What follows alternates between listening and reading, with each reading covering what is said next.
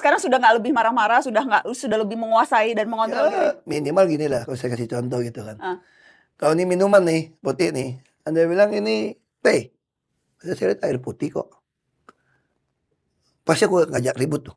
Dulu. Oh, jelas air putih kamu bilang teh gitu kan. Pasti kita bisa berjam-jam berdebat. Kalau sekarang aku santai aja. Oh, mohon maaf.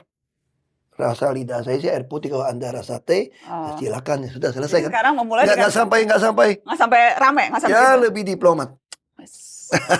Yang jelas kalau Ahok saya undang ke Mata Najwa sekarang itu dalam banyak kapasitas. Sebagai politikus, sebagai mantan kepala daerah, sebagai orang yang dulu dekat dengan Jokowi, dan sebagai Sudah orang... aku duga.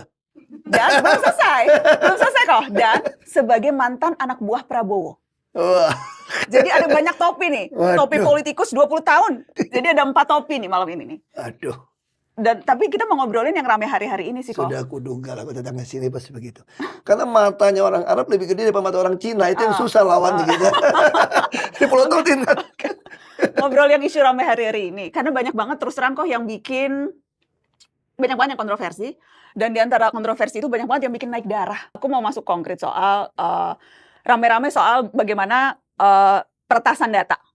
Ketika ini aku potong. Ini baru ada viral. Si Oneng kirimin semua. Apaan?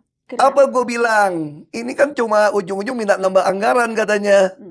Emangnya gampang? Tim narasi saja gitu banyak, 160 lebihan. Emangnya hacker itu kerja sendiri? Nggak bisa. Hacker itu biasa tuh ada tim gitu kan. Nah pertanyaannya, kalau satu orang bilang mau kasih kunci, yang lain ngamuk nggak? Ini logika, kita nggak tahu, bukan nuduh gitu ya. Terus yang kedua, emangnya nggak ditangkap merusak negara kok kamu ngaku terus baikan? Kan udah minta maaf dan mundur. Nggak bisa dong. Ada satu dong. kreator bilangnya gini. Tapi ujung-ujungnya meminta anggaran gitu loh. Kenapa tidak tangkap? Biar gimana pun mesti tangkap, soal diampuni beda. Ya, nggak, karena siapa itu tuh? Aja. Makanya saya anggap, atau siapa yang bilang yang minta maaf dan mundur malah hackernya, menterinya malah belum melakukan itu. Makanya bagi saya, tapi perlu nggak? Itu nggak penting lah. Bagi saya, jangan menganggap data pribadi nggak penting loh. Saya tahu ini data ini penting. Selamanya kan berulang. Kalau tidak ada orang yang cinta negara, cinta rakyat untuk mengurusi itu semua. Yang ngurusin sekarang ini nggak cinta negara, cinta rakyat? Saya nggak tahu. Anda bisa tebak. Maksud saya meritokrasi. Nggak bisa merekrut orang itu tanpa dengan dasar yang baik. Kalau bagi saya, meritokrasi saya dari kecil diajarkan. Saya ambil contoh gini ya. Menteri yang sekarang bukan berdasarkan meritokrasi kok. Saya kasih contoh gini. Bapak ibu saya dari kecil mengajarkan saya. Makanya di apotik ibu saya, semua yang kerja itu mohon maaf pakai jilbab. Walaupun dulu nggak pakai jilbab. Di pabrik, ketika nenek saya pengen minta saya memasukkan paman saya yang kebetulan PHK ya. Bukan PHK, Golden Handshake dari Jakarta. Lalu dia mengalami bisnis, udah ambil uang, bisnis gagal. Lalu dia pengen kerja di pabrik saya. Saya panggil nenek saya. Saya punya pabrik di Belitung. Saya bilang sama nenek saya gini. Akuntan saya bagaimana? Akuntansi ini karir dari bawah. Melayu, Muslim. Tapi ini kan paman kamu. Ini paman kamu nih. Kamu bisa lebih percaya paman kamu dong. Tapi ini kan karir pet udah saya atur untuk orang saya. Kalau saya tiba-tiba masukin paman saya ke dalam pabrik saya, pasti semangat meritokrasi saya hancur. Saya agak marah. Terus saya pengen sama nenek saya, gini aja lah, kalau paman pengen usaha, mau patungan, saya kasih uang. Tapi jangan pernah masuk ke pabrik saya. Karena pabrik saya ada sistem. Begitu tidak pakai meritokrasi, bisa terjadi kekacauan. Seperti yang sekarang terjadi. Saya kira saya tidak tahu bagaimana cara merekrut orang Kominfo. Saya tidak tahu. Ini bicara orang dalam atau puncak pimpinannya? Karena kalau kita bicara puncak pimpinannya, kan sorotan juga ramai diarahkan ke puncak pimpinan. Bahkan ada petisi untuk meminta mundur sudah puluhan ribu. Kalau diminta saya kira kita bukan soal petisi ya. Anda bilang puluhan ribu mewakili rakyat, iya. Kalau orang berkuasa mana peduli juga sih.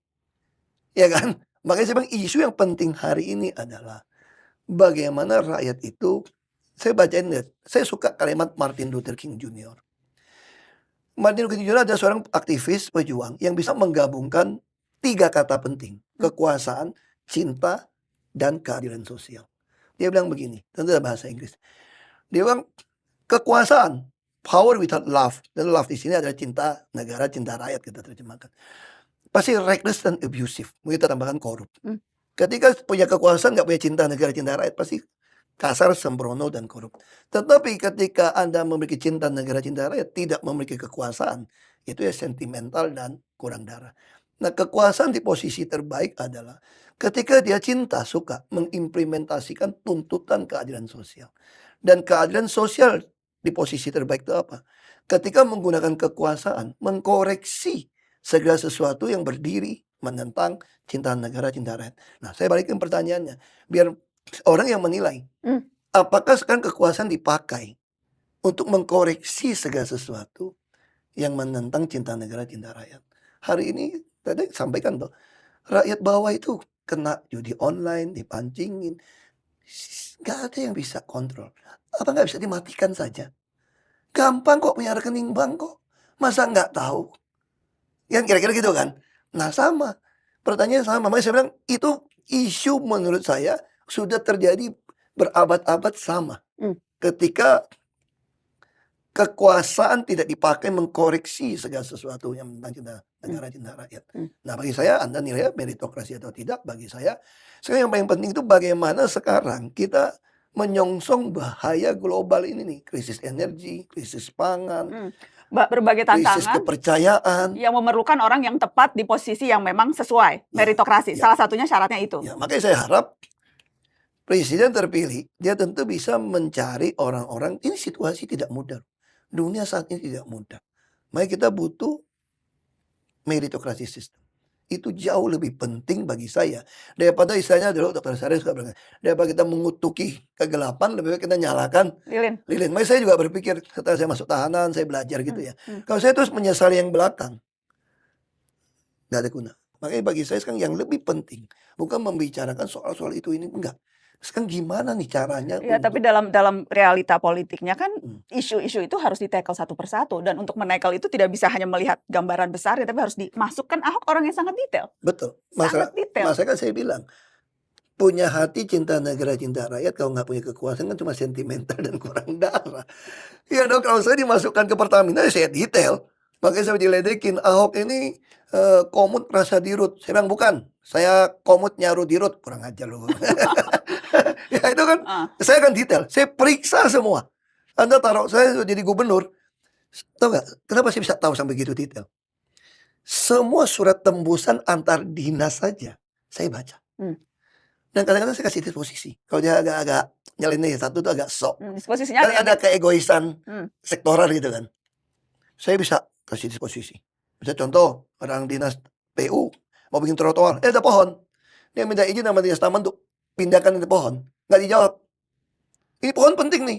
Trotoar masa orang yang disable, tunanetra masa nabrak pohon? Nggak mau pindahin. Nah, saya begitu baca nih. Saya bisa tulis disposisi. Emang negara Kamboja ya? Lu negara mana nih? Terus saya foto. Saya kirim ke WA Group. Kasih WA Group. Senin begitu rapim, saya udah tahu semua masalah sampai detail. Karena saya punya kuasa untuk, makanya kalau sekarang kita ngomong apa? Kita hanya bisa menghimbau. Berharap. Tuhan udah izinkan Pak Prabowo jadi presiden. Kira-kira gitu toh. Saya adalah orang yang percaya kalau kita gunakan kata amanah, kekuasaan itu Tuhan yang kasih, Tuhan yang ambil kok. Tuhan kasih sesuatu yang berkuasa pun, bahkan Idi Amin pun bisa gitu ya, atau siapapun, harus percaya kekuasaan itu Tuhan yang kasih. Oke. Dan selama sekarang Ahok tidak ada kekuasaan praktis begitu ya, maka yang bisa dilakukan hanya menghimbau. Menghimbau, berdoa, dan tentu saya juga bikin program. Saya bikin program. Ya. Saya bikin program As Ahok Anything. Tujuannya apa? Edukasi lah bagi saya. Edukasi. Tapi apakah misalnya adakah keinginan untuk kembali mengeksekusi dibanding hanya melakukan edukasi sekarang? Misalnya nih kok, aku ingat dulu aku pernah bilang pengen jadi dirjen bea cukai karena gemes. Oh iya. Sekarang nih ada peluang nih kok. Nggak bisa. Saya udah umurnya udah lewat. Bukan bea cukai kok. KPK. Sepi peminat. Nah, saya kasih tahu ya, KPK kenapa? Tadi kemarin saya lihat Pak Alex sampaikan. Kalau di Hong Kong, di Singapura, KPK itu ada satu badan urusan korupsi. Di Indonesia ada 3 badan. Iya. Kemudian ego sektoral. Kadang mohon maaf ya, polisi pun bisa kesel ada oknum jaksa yang tidak terima BAP-nya. Atau ada oknum jaksa yang kesel sama oknum polisi yang terus bolak-balik. Nah, kita bisa bayangkan. Jadi nggak berminat. Terus KPK juga adalah kolektif. Kalau mau minat, jadi jaksa agung dong. Kayak gitu kan, kalau masih bisa langsung saya bilang. Namanya saya bilang balik lagi, banyak hal bisa kita perbaiki kalau kita sampaikan. Eksekusi, saya kan bilang kan, teori Martin Luther King Jr. kan. Kalau kita punya cinta negara, cinta rakyat, nggak punya kekuasaan, itu pasti sembrono, sentimental. Ahok sekarang dalam posisi itu sentimental? Enggak. Saya nggak pernah berpikir seperti itu. Saya tahu waktu saya belum sampai. Saya ketemu teman saya yang bisnis. Saya ngomong begini, lo ajak gue bisnis dong. Tuh aja jawab saya apa? Hok, yang bisnis itu gampang. Kita disuruh jadi pemasok ini dari temen, semua udah jalan kok. Lu nggak cari-cari, kasih modal semua jalan. Yang susah tuh kayak lu. Ada lu nih. Dagang mah gampang. Kau suruh gue jadi lu, gue nggak bisa. Apa? Ahok tuh apa misalnya sekarang? Apa yang Maksudnya Ahok ini kan sudah jadi di politisi. Lu kenapa mau berhenti masuk ke pengusaha? Ya dong? Terus kamu termasuk orang yang bisa diterima lah oleh sebagian masyarakat kita dan berpolitik. Banyak orang punya uang juga belum tentu berpolitik diterima juga. gitu. Oke, kalau gitu sekarang saya mau nanya Ahok sebagai politisi. Sebagai orang politik yang pernah jadi wakil gubernur di Jakarta dan gubernur di Jakarta. Jakarta hari-hari ini lebih baik atau lebih buruk ya kok? Ya, saya kemarin waktu orang masih ngadu sama saya beberapa. Menurut saya itu administrasi agak sedikit masalah. Tapi masih ada beberapa kelurahan, PTSP yang bekerja dengan baik. Nah, ada yang bekerja dengan baik. Terus pasukan-pasukan, dulu sebetulnya pasukan merah, biru, segala macam itu bukan soal pasukan kerja saja. Itu adalah balai latihan kerja versi saya sebetulnya. Dan itu yang kok Ahok lihat tidak dilanjutkan atau minimal Itu tidak. yang dikeluhkan orang gitu loh. Sampah masih di mana-mana. Kalau dulu kan kita betul nggak boleh sampah. Satu sungai pun kita nggak boleh sampah. Anda nggak bisa biarkan satu sampah pun berserakan di sini. Kalau pejabat gubernur yang sekarang tuh banyak disorot publik juga. Saya kira Pak Heru ini orang baik ya. Saya kenal beliau kan ya. Masa kan jabatan banyak. Akhir-akhir ini saya tanya kemana Pak Heru. Lebih banyak di IKN. Menyiapkan untuk 17 Agustus.